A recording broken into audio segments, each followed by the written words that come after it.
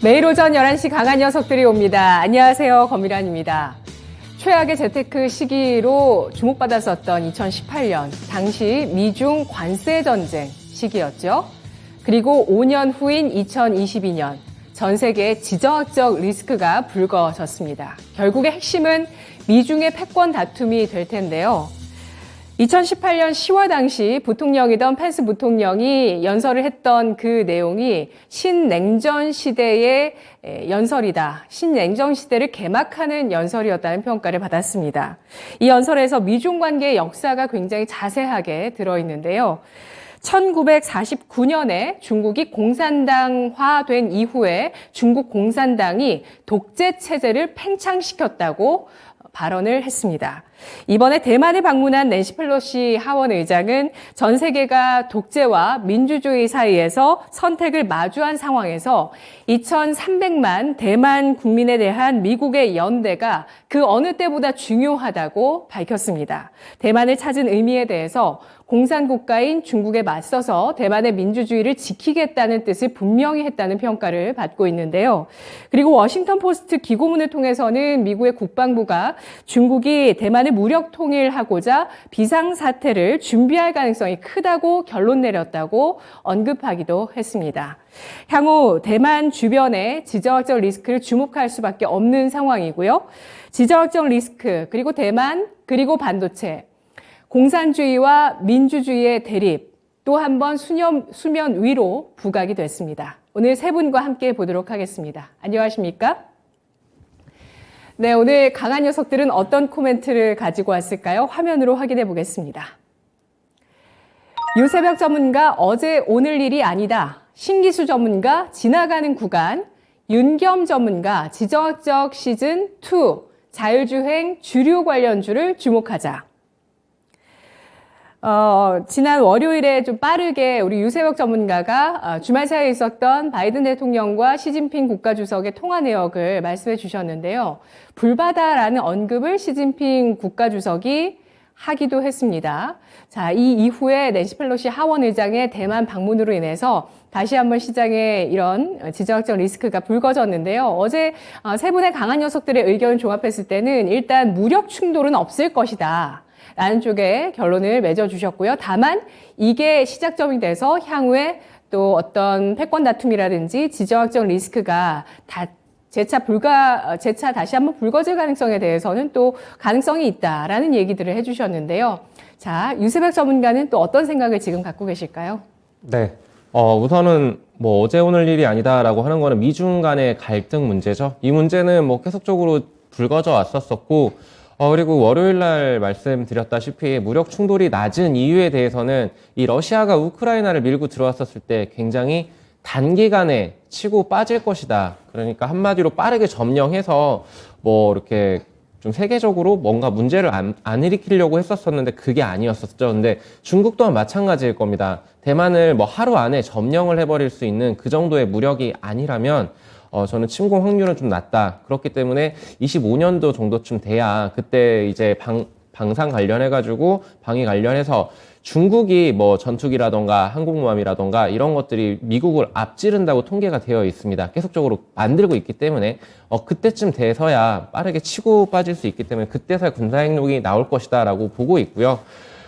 근데 이 문제는 지금 어떻게든 이제 주가 측면으로 봤었을 때, 좀 부담 요인은 될 수밖에 없죠. 그리고 이제 연준 의원들 같은 경우에도, 지금 매파적인 그런 발언들, 결국엔 인플레, 이와 관련된 문제들을 얘기를 시켜주면서 미국 증시는 좀 방향성을 못 잡고 좀 하락 마감을 했어요. 거기에 따라서 우리 증시도 좀 소폭 하락 출발했지만 그래도 강하게 버텨주는 그런 모습들을 보여주고 있습니다.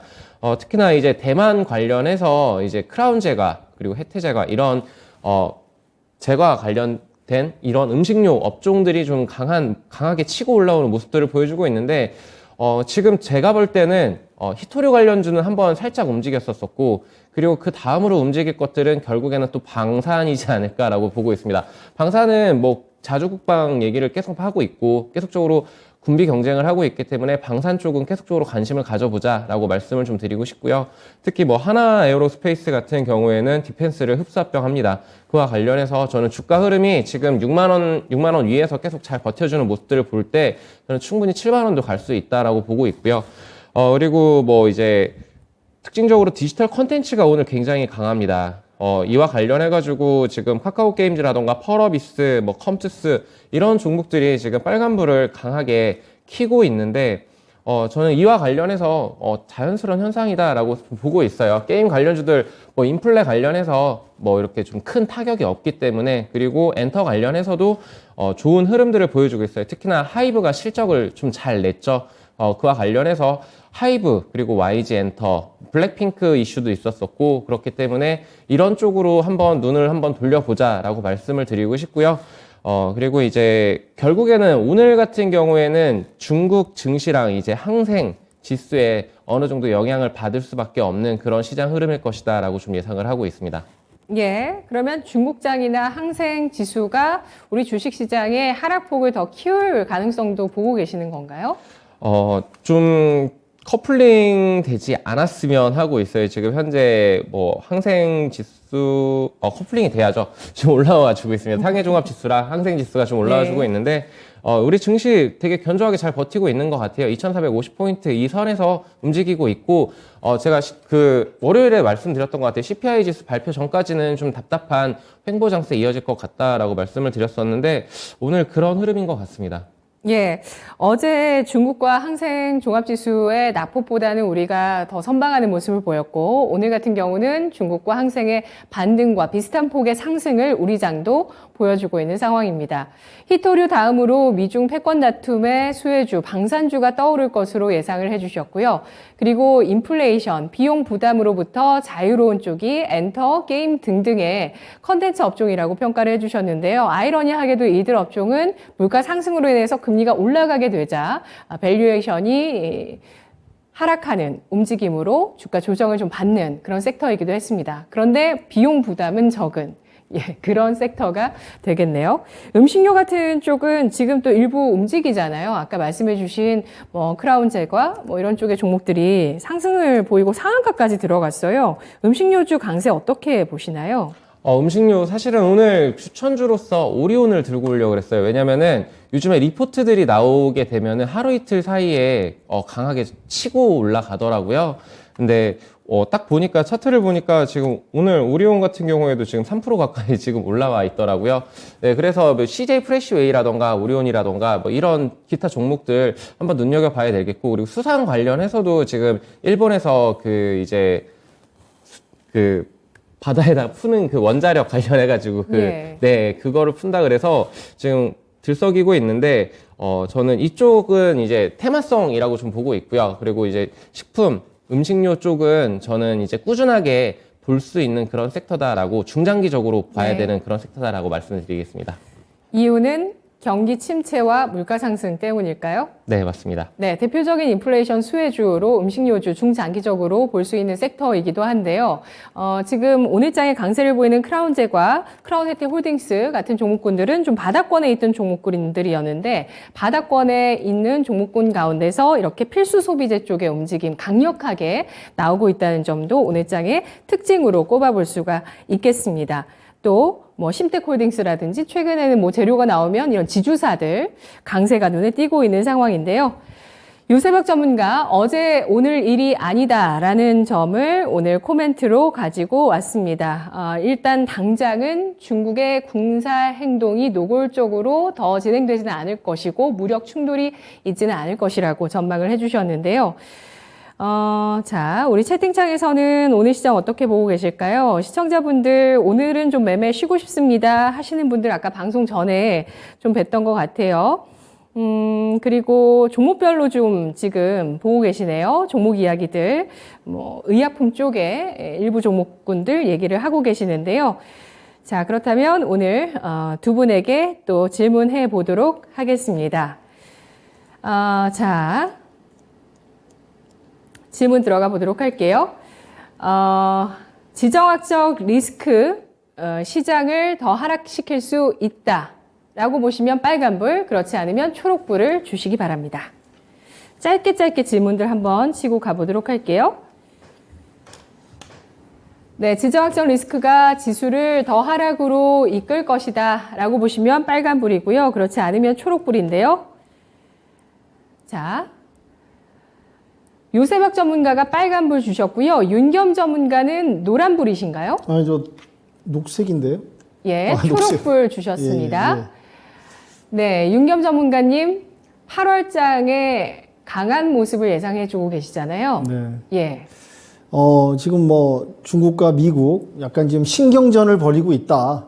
그리고 이제 러시아 이제 우크라이나 전쟁으로 인해 가지고 탈세계화가 되면서 미국이 또 위신도 약간 좀 추락하고 이제 파워 부분이 떨어지다 보니까 중국을 약간 좀 건들면서 신경전에서 기선제압을 좀 하고자 그런 모양새가 아닌가. 또 이제 뭐 대만 민주주의 그런 걸 언급하면서 풀어가는데 뭐 러우 전쟁도 뭐 시장에 다 악재가 반영됐고요. 크게 시장에 뭐 요동치거나 그런 정도는 아닐 거다. 그리고 벌써 오늘도 보면 증시가 이렇게 크게 충격을 받거나 과대하게 떨어지는 그런 모습은 아니기 때문에 별 영향은 미미하지 않을까 그렇게 보고 있습니다. 예. 신기수 전문가님 정말 우리 장이 그래도 견조하죠? 예, 잠깐 좀 차트 좀 볼게요. S&P 500 분봉 차트인데요. 예, 어제 이제 펠로시 의장이 대만에 갔다, 초탁했다는 그 소식이 나오면서 이렇게 올랐어요. 예, 그러니까 그 부분에 대해서 크게 시장은 우려하고 있지 않습니다. 그리고 떨어진 부분은 뭐냐면은 지역 연은 위원들 발언 나오면서 떨어졌기 때문에 이 부분은 시장이 이미 소화했다 보이고요. 중국 같은 경우도 지금 실탄 사격 훈련을 펠로시 의장이 출발한 이후에 실시를 하죠.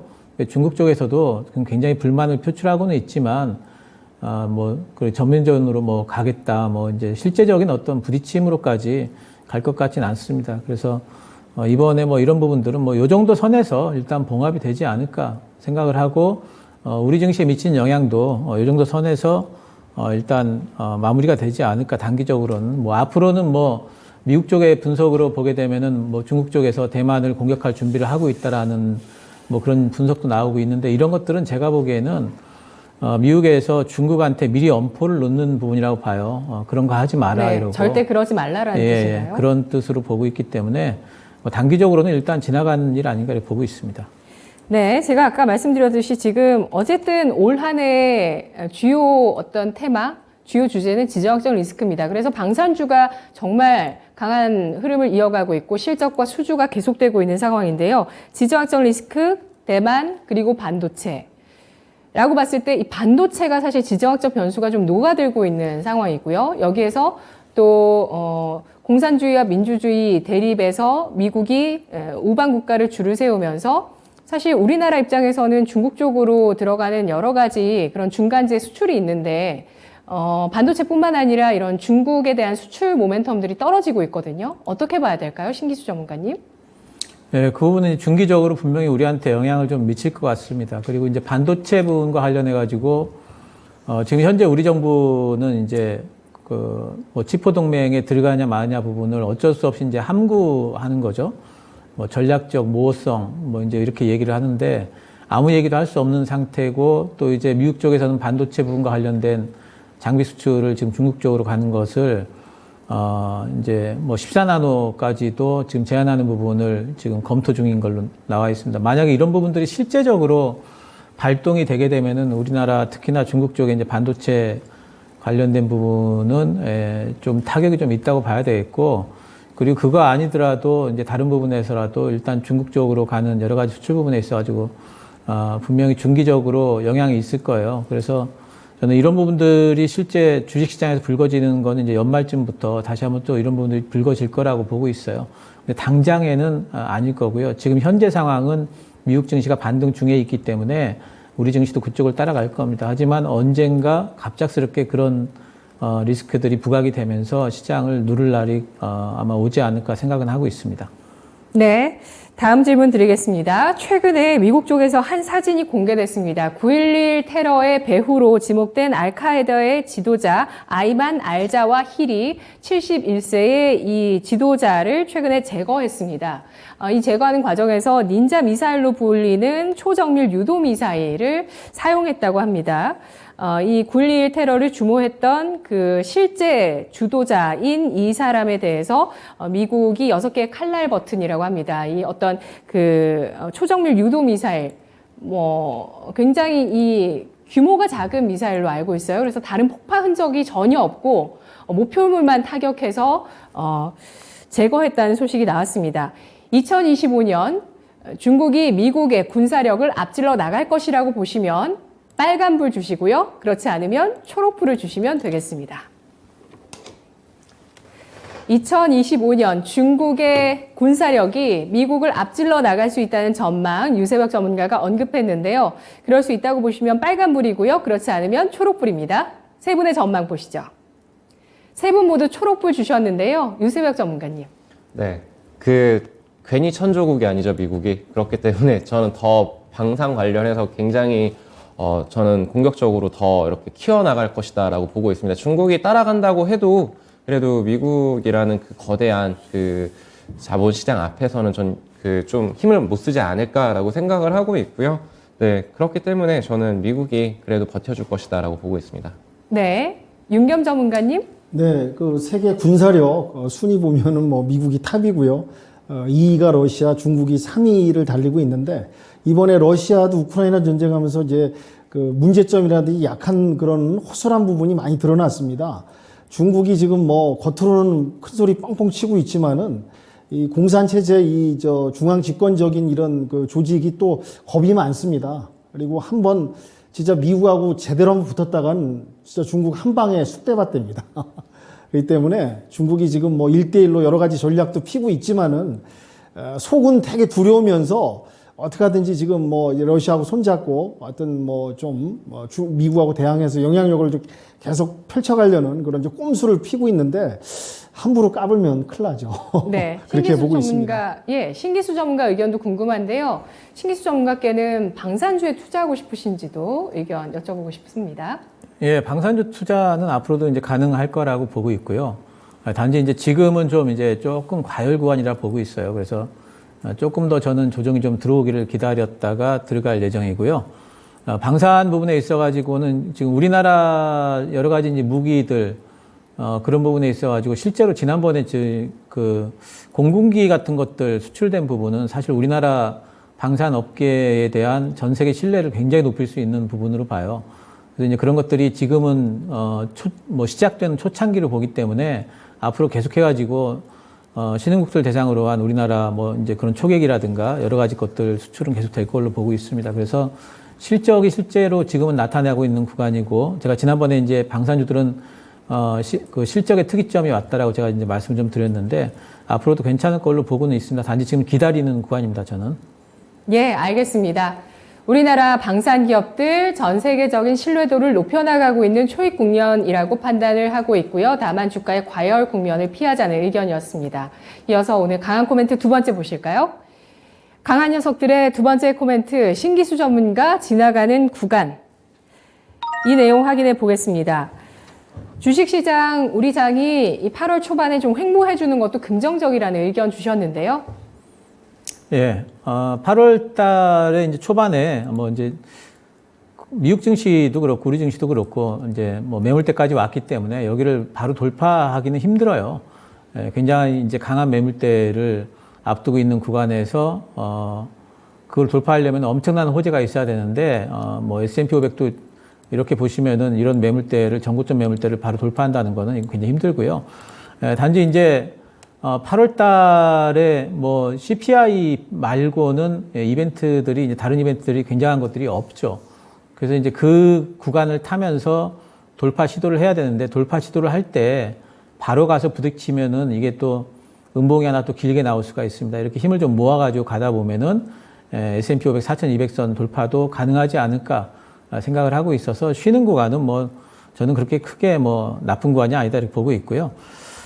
지정학적 리스크 뭐 어제 있었고 또 뭐 여는 인사들이 이제 매파적 발언이라고 하는데 이제 그 뉴스 같은 데서는 매파적 발언이라고 얘기들을 하는데 사실 어제 한 얘기들 들어오면 그렇게 매파적이라고 볼 수는 없어요. 그냥 할 만한 얘기들 한 겁니다. 단지 이제 시장이 이런 뭐 조정받을 만한 구간에서 이제 핑계거리를 좀 만났다 이렇게 보이기 때문에 그다지 매파적으로 보이지 않았고요. 또 오펙 회의 있는데 이 부분도 뭐 중립적으로 봅니다. 현재 수준을 유지를 할 걸로 보이고 오히려 뭐 조금이라도 지난번에 뭐 바이든이 갔었는데 거기에 좀 인사라도 하는 듯한 어떤 제스처로 조금이라도 증산을 해준다면은 그건 오히려 뭐 좋지 않을까 뭐 이제 이런 생각이 좀 들고 어제 이제 유가 같은 경우에 눈치 보면서 살짝 지금 요즘에 횡보하고 있는데 오펙에서 살짝이라도 증산을 해가지고 유가 빠져준다면 인플레이션 뭐 고점론 다시 또 확대가 되면서 주식시장에는 긍정적이라고 봅니다. 그래서 일단 중립 이상으로 보고 있습니다. 그래서 전체 시장은 CPI 확인할 때까지는 횡보성 조정을 여전히 예상을 할 수 있기 때문에 왔다 갔다 할 것 같고요. 지금처럼 이렇게 시장이 조금 저조할 때, 좀 소강 상태일 때 저는 저평가 실적주들 모아갈 시기라고 보고 있습니다. 실적 섹터는 여전히 반도체, 아직까지 실적 발표 안 난 종목들이 많이 있습니다. 그리고 이제 2차 전지, 자동차, 조선 이런 쪽들. 조선주들은 요즘에 조금 올라와서 조금 쉬었다 갈 만한 걸 기다려야 될 것 같아요. 그리고 이제 모멘텀 쪽으로는 이제 로봇주들이 어제 오르다가 오늘 쉬고 있는데 오늘 종가라든지 뭐 내일 정도까지 더 쉰다면은 한 번 더 모아가지고도 갈 수 있을 것 같고요. 어제 자율주행 말씀드렸는데 오늘 자율주행 쪽이 중국의 뭐 선진 쪽에서 자율주행 4단계 허가됐다는 소식을 타면서 또 올라갑니다. 그래서 이렇게 올라갈 때는 오히려 좀 비중을 축소하고 또 빠지면 사고할 수 있는 구간들로 보이고요. 이제 로봇 자율주행 움직였으니까 메타버스 또 이제 뭐 UAM 이런 쪽도 또 움직일 걸로 보고 있고요. 시멘트 요즘에 가격 인상설이 좀 나오고 있습니다. 그래서 시멘트 관련주들 또 원전 쪽 신재생 계속해가지고 좀 쉬는 구간에서 잡을만하다 보고 있습니다. 네, 올 8, 빠, 4 이렇게 요약할 수 있겠습니다. 올라가면 팔고 빠지면 사는 전략 중요하다고 강한 녀석들에서 모든 전문가들이 지금까지 언급을 하고 있는데요. 실적 섹터 중에서는 조선은 좀 랠리가 있었기 때문에 부담스럽다는 평가를 해주셨고요. 반도체, 배터리, 자동차 실적주입니다. 모멘텀은 로봇, 자율주행, 메타버스, UAM, 또 가격 인상의 모멘텀으로 시멘트주, 여기에 원전과 신재생 에너지주까지 모멘텀 섹터로 분류를 해주셨는데요. 우리 채팅창에서는 뭐 방산 관련해서 의견이 좀 많이 나오고 있습니다. 하늘무사님께서 미국은 민간 군수업체가 여러 분야를 다양하게 개발하고 있고 중국은 중앙 중심의 집중적인 투자라 어느 정도는 한계가 있지 않을까요? 라는 글 주셨고요. 그리고 대만 중국 문제 때문에 방산 이슈는 좀 더 갈 것 같습니다. 블루 실장님께서 글 남겨주셨습니다. 그리고 악플도 뭐 소화해야죠. 예, 우리 채팅창에 악플이 올라왔었는데, 예. 주식쟁이들한테 무슨 뭐 방산에 대해서 질문을 하나요? 예. 군사력 질문을 왜 합니까? 라고 하셨는데요. 어쩔 수 없이 주식 경제는 방산과 정치, 경제, 사회 모든 것들을 반영하기 때문에 전체적으로 저희가 알고 있어야 됩니다. 그래서 또 전문가들에게도 질문을 드려봤고요. 인사이트가 분명히 또 그 안에 있을 겁니다. 또 찾아서 또 여러분들께서 가져가시면 좋을 것 같고요. 자, 그렇다면 질문 한번 드려보도록 하겠습니다. 시장이 쉬어갈 때 저평가 실적주를 모아갈 시기다라는 언급을 신기수 전문가가 했는데요. 그렇습니다. 지금 역실적 장세이기 때문에 주식의 4계절 가운데서 특히 역실적 장세는 길게 실적주를 모아가는 시기, 블루칩을 모아가는 시기라는 의견을 증권가에서도 많이 제시합니다. 자, 그렇다면 이렇게 모아간 주식을 8월 혹은 9월 내에 팔자라고 생각하시면 초록불, 내년까지 끌고 가보겠다라고 생각하시면 빨간불 주시면 되겠습니다. 실적 우량주, 저평가 실적주, 블루칩주 이런 종목들을 잘 모아가서 8월, 9월 정도에는 팔겠다라고 생각하시면 초록불, 내년까지 계속 끌고 가는 전략을 펴겠다고 생각하시면 빨간불입니다. 의견 보시죠. 네, 신기수 전문가가 초록불 주셨고요. 윤겸 전문가는 내년까지 빨간불, 그리고 유세벽 전문가는 노란불 주셨네요. 유세벽 전문가님. 종목마다 다 다른 것 같아요. 이게 중장기로 들고 가야 될 종목이 있고 빠르게 차익 실현을 해야 될 종목들이 있다라는 부분에서 저는 포트별로 대응을 해야 된다라고 말씀을 좀 드리고 싶어요. 그래서 중장기적으로 끌고 가도 되는 종목들 아까 말씀 주셨다시피 저평가돼 있고 그리고 향후 모멘텀이 충분한 그런 종목들은 끌고 가야죠. 그리고 지금 뭐 테마적으로 움직이는 그런 변동성 있는 애들은 차익 실현을 하자라고 말씀을 드리겠습니다. 네, 알겠습니다. 변동성이 강한 쪽에서 대표적으로 오늘 좀 눈에 띄는 종목 있으실까요? 오늘 아침에 KPF라는 종목을 봤었는데 이게 로봇이 작년 메타버스랑 굉장히 비슷한 것 같아요. 뭐 로봇 사업 한다 그러면은 막 갑자기 치고 올라가더라고요. 오늘 같은 경우에 20 몇 프로 이렇게 상승을 하는 그런 모습을 봤는데 전고점을 딱 뚫는 자리였었어요. 그렇기 때문에 시초가로 이거 들어가 볼 만한데 라는 생각을 했다가 잠깐 눌림목 줬다 그대로 치켜 올리더라고요. 이런 부분을 봤었을 때 테마성으로 굉장히 치고 빠지는 이런 것들도 지금 시장에선 유효하다라고 보고 있고 그리고 저는 지금 현재 5G 보고 있습니다. 지금 조용히 진짜 차분하게 올라오고 있거든요. 올라서나요? 네, 올라오고 있는데 예. 뭐 지금 5G를 매수해라 뭐 이렇게 말씀을 드리는 건 절대 아니고요. 뭐 HFR이라던가 KMW라던가 이런 종목들이 차분하게 상승해주고 있습니다. 그렇다라는 거는 5G는 갈 수밖에 없는 산업이거든요. 그래서 이쪽도 한번 눈여겨보자라고 말씀을 드리겠습니다. 네, 알겠습니다. 한국 주식에 있어서 중장기 투자는 논란의 거리입니다. 예, 왜냐하면 중장기 투자를 해서 물론 수익을 많이 높여갈 수 있겠죠. 그런데 이 중장기라는 게 불확실성을 높이는 투자 행위라고 생각하고 그렇게 투자하시는 분들도 많으시거든요. 그래서 짧게 투자하시는 분들도 굉장히 많으세요. 어떤 시기든지 간에 짧게 나는 무조건 매매한다. 이렇게 생각하시는 분도 많으신데 윤겸 전문가님. 네. 앵커님 질문에 저는 포인트를 뒀습니다. 저평가 우량주. 지금 뭐 과대 낙폭위에서 저점을 구간에 와 있고 평가를 제대로 받지 못하는 그런 섹터들은 뭐 기본적으로 시간과의 싸움과 시간과의 상관관계가 있으니까 조금 중장기적으로 들고 가도 무리가 없지 않을까 그렇게 말씀드리겠습니다. 예, 우량주라면 중장기 문제 없다. 지금 가격 부담 없다라는 판단이시고요. 신기수 전문가님. 네, 저는 일단 중장기 투자에 대해서 저는 찬성을 해요. 만약 하실 수만 있다면은 우리 개인 투자분들이 돈을 절대적으로 벌 수 있는 방법은 중장기 투자예요. 지금 굉장히 싸기 때문에 사놓고 중장기 투자 하셔야 되는데 중장기 투자 하시려면은 절대 차트 보시면 안 되고 절대 토마토 TV 보시면 안 돼요. 그냥 사놓고 1년 뒤에 보셔야 돼요.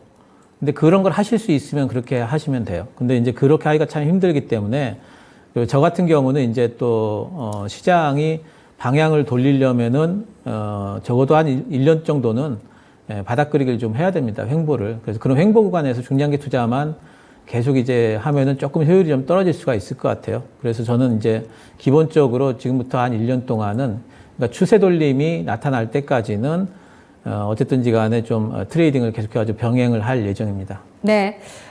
나의 투자 효율을 높일 수 있는 방법을 잘 생각해 보셔야 될 것 같습니다. 나라는 주체에 한정해서 어쨌든 투자는 내가 하는 거니까요. 다 성향이 다르기 때문에 내가 투자 효율을 높일 수 있는 방법에 대해서 생각을 해 보셔야 하고 그런 점에서 단기 투자가 좋은 분도 계실 것이고 중장기 투자가 더 나은 분도 계실 겁니다. 2020년 3월 코로나 팬데믹 그때도 사실 굉장히 중요한 중장기 투자의 시점이었고요. 지금 역시도 굉장히 많은 얘기들이 나오고 시끄럽고 불안하지만 중장기 투자가 가능한 구간이라는 점도 한번 다시 확인을 해보겠습니다. 마지막 코멘트 보시죠. 윤겸 전문가 지정학적 시즌2 자율주행 주류 관련주를 주목하자.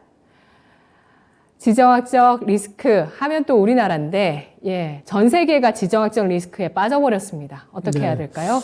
참 별로 달갑지 않은 또 소식이 나왔습니다. 그래서 제가 코멘트에 지정학적 시즌 2하고 이제 물음표를 남겨놨는데요. 이제 그 물음표라는 게 이제 크게 문제가 없지 않나라는 뜻에서 물음표 남겨놨습니다. 그러니까 지금 미중 간의 또 신경전이 무역 분쟁 또 플러스 이 지금 대만 문제 가지고 지금 신경전을 벌이고 있습니다.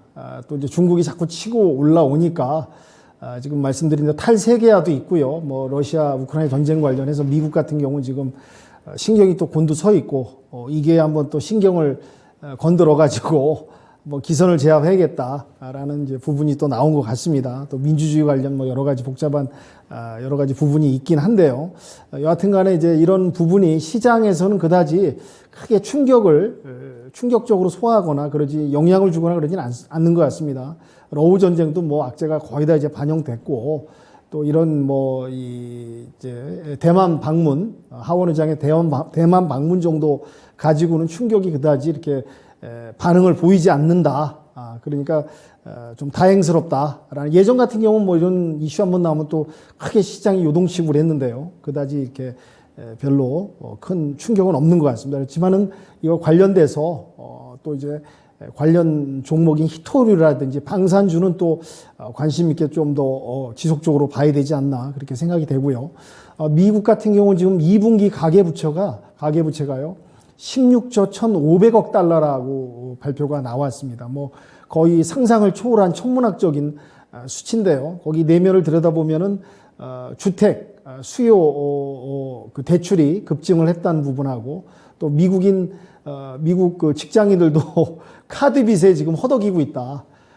또 미국 직장인들 이제 급여 받으면 다음 달 급여 받기 전에 이미 뭐 다 소진되고 직장인들의 60% 70%가 다 다음 달 급여 받기 전에 다 없어지는 다음 달 급여 구경도 하기 전에 다 사라진다. 그러니까 미국 경제나 우리나라 경제나 직장인들 뭐 사람 살아가는 거는 또 매한가지가 아닌가 그런 부분인데요. 이런 부분이 좀 안 좋게 나왔지만 또 증시에 그다지 크게 이렇게 영향을 주지 않는다. 그러니까 제가 말씀드린 부분이 이런 악재 부분이 이렇게 조금 나오는 부분이 있어도 크게 증시가 요동치거나 별다른 반응은 보이지 않는다. 그러니까 이번 달은 좀 다져가고 있고 이렇게 맷집도 좋고 세계 증시, 우리 한국 증시 모든 증시들이 보면은 이런 악재는 다 소화하고 있다라는 부분을 표현을 말씀드릴 수 있을 것 같고요.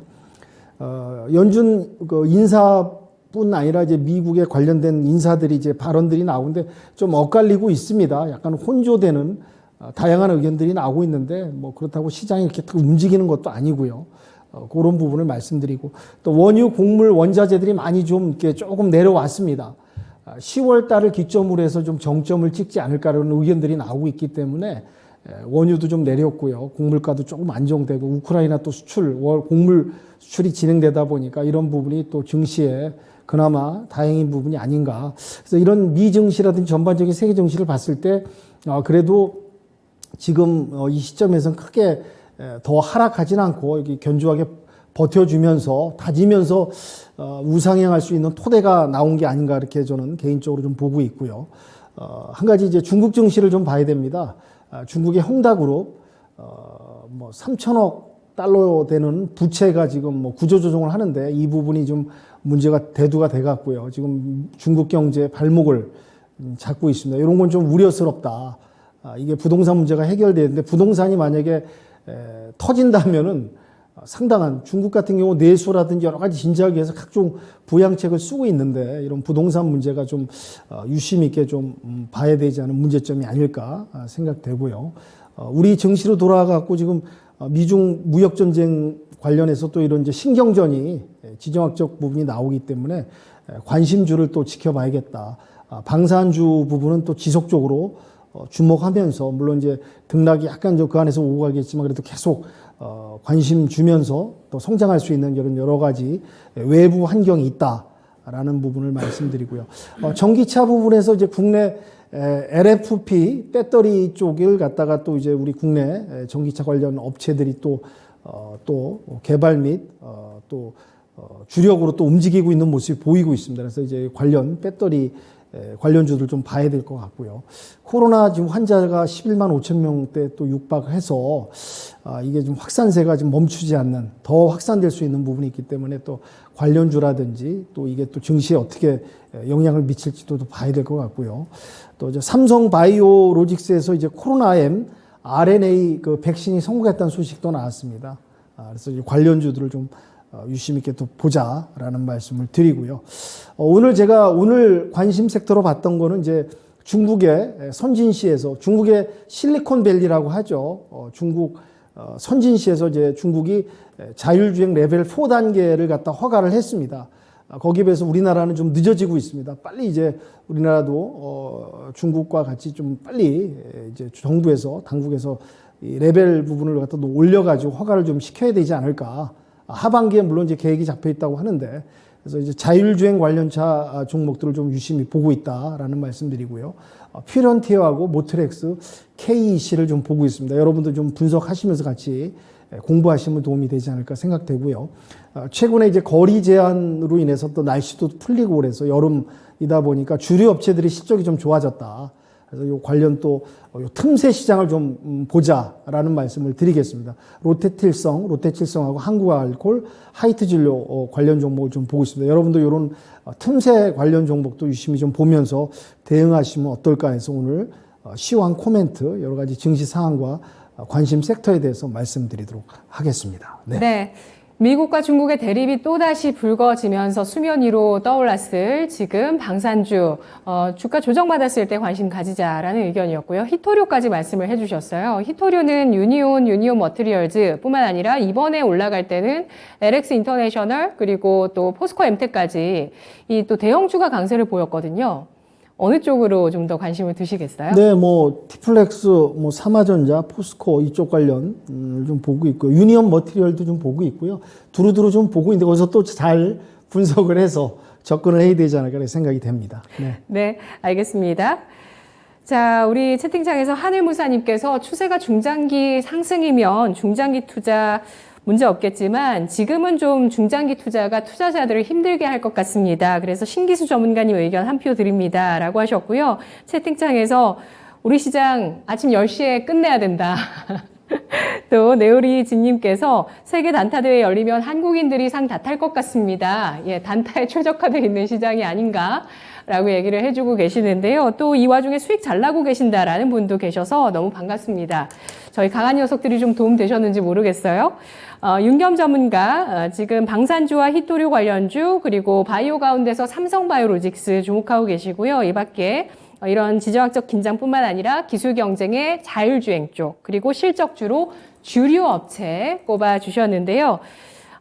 이렇게 윤겸 전문가의 의견까지 확인을 해 봤습니다. 지정학적 시즌2 개막했다라는 것에 대해서 아마 다 동의를 해 주실 것 같은데 불빛으로 확인을 해 볼까요? 지정학적 리스크 시즌2 시작됐다라고 보시면 빨간불, 그렇지 않으면 초록불입니다. 네, 지정학적 긴장의 시즌2 시작됐다. 빨간불, 그렇지 않으면 초록불인데 세 분의 의견 보실까요? 초록불이 없네요. 윤겸 전문가 노란불, 신기수 전문가, 유세벽 전문가 빨간불을 제시했습니다. 이런 가운데 다시 한번 달러 인덱스가 106달러 선 진입을 하면서 리스크 오프라고 일단 단기적으로 좀 볼 수 있겠죠. 안전자산 선호 심리가 조금 더 강해지고 있는 시장의 모습인데요. 이 가운데서 오늘 또 오전장을 마무리하는 전략으로 세 분 전문가가 종목을 제시합니다. 그 전에 세 분의 티켓 현황부터 확인을 해보시죠.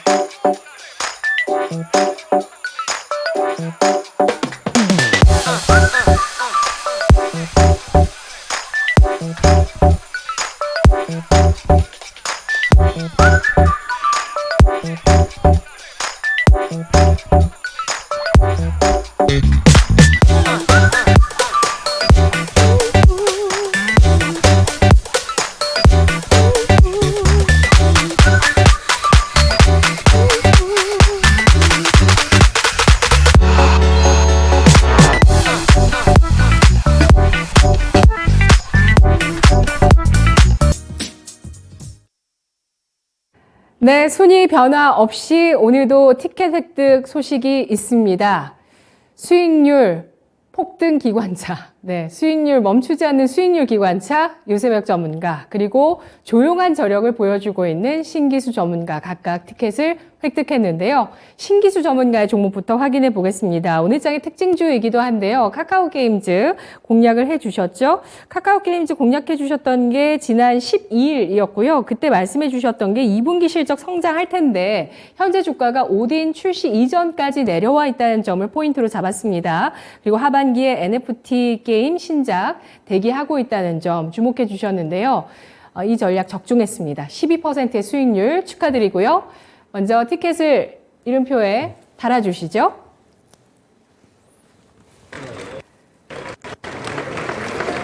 네, 카카오게임즈 약 한 달이 안 되는 보유 기간으로 12% 수익이 났습니다. 지금 어떻게 대응해 보는 게 좋을까요? 일단 오늘 실적이 굉장히 잘 나왔죠. 사상 최대 이제 영업이익 내면서 올라왔습니다. 그리고 이제 하반기도 이제 신작들 여러 가지 기대감 있는 것들도 있고, 저는 이제 카카오 게임즈의 제일 큰 장점은 이제 중기적으로 본다면은 자기들 지금 웹툰 쪽에서 비롯되는 자기 IP들이 계속 생성이 될 게 이게 제일 큰 장점으로 봅니다. 그래서 뭐 중기적으로 본다면 카카오 게임즈는 저는 다시 또 신고가 예전에 11만 원대 올라갔던 부분 다시 회복될 걸로 봐요. 하지만 지금 이제 시장 자체가 그렇게 녹록한 시장은 아니라서 한 6만 원대 위에 올라오면은 일단 좀 매물대입니다. 그래서 그 부분에서는 일단 비중을 좀 줄여놓고, 그리고 나서 다시 또 타이밍을 보고 하는 형태가 지금으로서는 적합하지 않을까 보고 있고요. 아직 추세 돌림도 아니기 때문에, 그런 부분으로 매매를 하시면 좋겠고, 나는 조금 더 가지고 있어 볼 만하다 하신 분들은 제 생각에는 내년 상반기까지면 8만 원까지도 가지 않을까 이렇게 생각은 하고 있습니다. 네, 알겠습니다. 카카오게임즈 오늘 양호한 실적 성장 발표로 어닝 서프라이즈 평가와 함께 주가 강한 장대 양봉입니다. 카카오게임즈 더 큰 투자 포인트는 웹툰으로 인해 생성되고 있는 IP 지적 재산권이라고 보고 있는데요. 카카오게임즈의 목표 주가 6만 2천 원 주셨었는데 6만 원 부근에서 매물대에서 1차 매도 권하고 있고요. 중장기적인 여유가 있으신 분들은 내년 상반기까지 8만 원 선까지 보고 있습니다. 이어서 유세벽 전문가의 인선 ENT 보겠습니다. 유세벽 전문가가 이제 대왕토마토 2개를 눈앞에 두고 있습니다. 인선 ENT 정말 조용하게 올라갔어요. 그런데 10% 넘게 11%의 수익률이 나왔는데요. 먼저 티켓을 이름표에 붙여주실까요? 네. 유세벽 전문가님이 19개 티켓을 획득했습니다. 전략 어떻게 세울까요? 우선 이 종목은 제가 추천드릴 때도 말씀을 드렸다시피 속 터지는 좀 답답한 종목이다라고 말씀을 드렸습니다. 굉장히 느린 종목이에요. 결국에는 한 달 만에 이렇게 10% 가까이 올라왔는데 이 종목 같은 경우는 건설 폐기물 처리 1위 업체입니다. 우리나라에서. 일로 가나 절로 가나 어쨌든 폐기물은 나오기 때문에 얘네는 안정적인 수익이 계속적으로 발생이 된다. 매출과 영업이익 같은 경우에는 굉장히 차분하게 실적을 찍어주는 그런 종목이고, 인선 모터스라는 폐기물 폐배터리 관련주도 가지고 있습니다. 그리고 이 종목은 특징적으로 딱 요거 말씀을 드려야 될 것 같아요. 태풍 관련해서 여름철 관련해가지고 수혜 종목입니다. 근데 지금 가격적인 측면에서 제가 바닥잡기 게임을 그렇게 좋아하지 않는다라고 말씀을 드렸었지만, 이 종목의 차트 흐름을 보게 된다라면 하락 추세예요. 하락 추세지만 밑에 이 매수했던 시점이 8,260원 이때 저는 충분히 이 종목 같은 경우는 적어도 10,000원까지는 올라와 줄 것이다 라고 확신을 했었었고, 그렇기 때문에 지금 현재 구간 61선 저항을 받고 있습니다. 이 저항 라인 9,000원 라인만 뚫어준다라면 저는 10,000원까지도 충분히 올라와 줄 수 있는 종목이라고 보고 있습니다. 그래서 지금 추가적으로 이렇게 달려들기보다는 얘는 이렇게 차분하게 지켜볼 종목이다라고 말씀을 드리겠습니다. 네, 인선 ENT 폐기물 기업 여름의 수혜주가 될 수 있습니다. 9,000원 선의 저항을 뚫는다면 10,000원까지 내다보는 종목으로 분석해 주셨습니다. 오늘 오전장을 마무리하는 세 분의 강한 녀석들 어떤 종목일까요? 보시죠. 유세벽 전문가 두산 에너빌리티, 신기수 전문가 심텍, 윤겸 전문가 보로노입니다. 오늘 IT, 바이오, 원전까지 고르게 세 분께서 가지고 와주셨네요. 윤겸 전문가의 보로노이 투자 포인트 알아볼까요? 네. 보로노이는 이제 바이오 업체고요. 신약 연구 개발을 하는 전문 기업입니다. 근데 이제 최근에 미국의 이제 법인 자회사를 설립을 하고 수출을 이제 도모하는 그런 준비를 하고 있습니다. 그동안 이제 바이오 섹터 이쪽 분야들이 좀 부침을 많이 겪고 많이 좀 내려와 있고 또한 이제 신약 개발에 대한 기대감이 많이 올라갔었죠. 근데 이제 결과물을 많이 만들어 놓지 못한 그런 부분 때문에 이제 하향세를 고전을 면치 못했었는데요.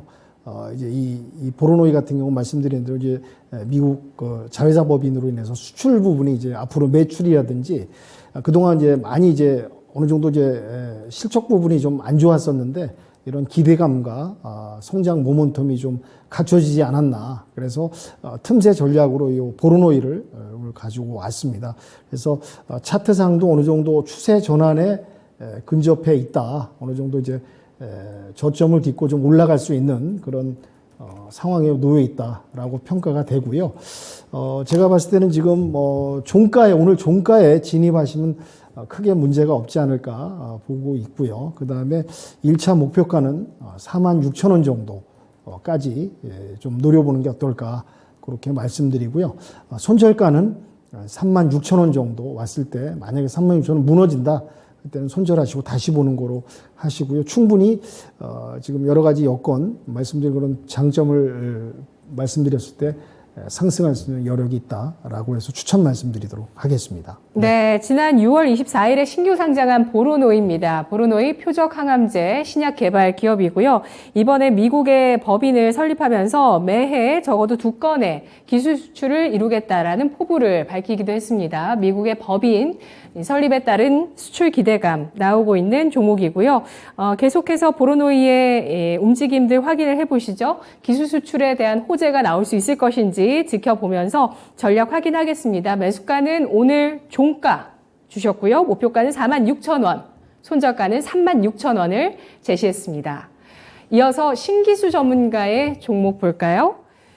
IT주 심텍 가지고 와주셨는데 2분기 어닝 서프라이즈 주였어요. 네, 그렇습니다. 뭐 실적 굉장히 잘 나왔고 2분기 때 이제 매출은 47% 전년비, 영업이익 같은 경우에는 268%, 그러니까 3배가 넘게 잘 나왔습니다. 이 컨센도 각각 7%, 28% 상회를 했습니다. 그러니까 예상보다 굉장히 잘 나왔습니다.